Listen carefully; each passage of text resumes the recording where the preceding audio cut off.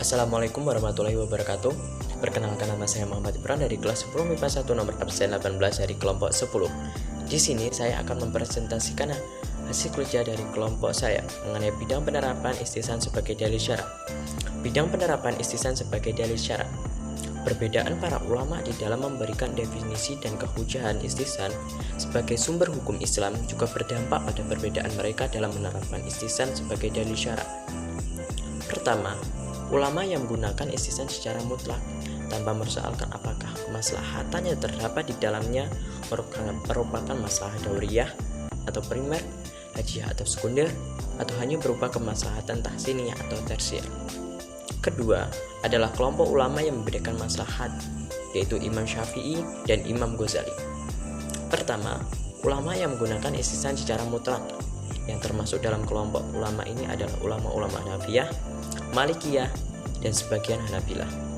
Yang dimaksud dengan kategori maslahat dauriyah atau primer adalah sesuatu yang terkait dengan terpeliharaan 5 hal pokok demi tegaknya kehidupan manusia, baik itu di dunia maupun di akhirat.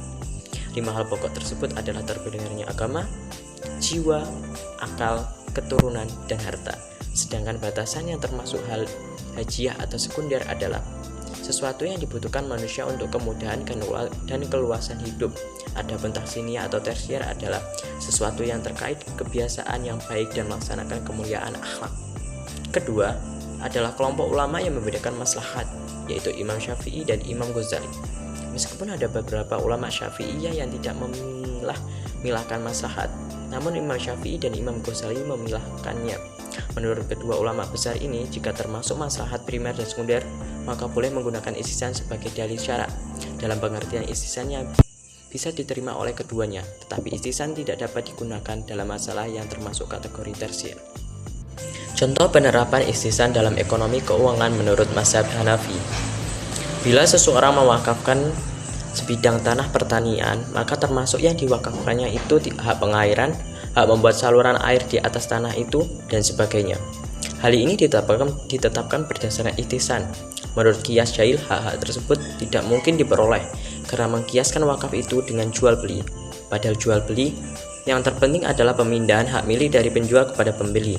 Bila wakaf dikiaskan kepada jual beli, berarti yang penting ialah hak milik itu. Sedangkan menurut istihsan, hak tersebut diperoleh dengan mengkiaskan wakaf itu kepada sewa menyewa. Karena pada sewa menyewa yang penting adalah pemindahan memperoleh manfaat dari pemilik barang kepada penyewa barang. Sebenarnya terdapat perbedaan pemahaman antara Imam Hanafi dan Imam Syafi'i.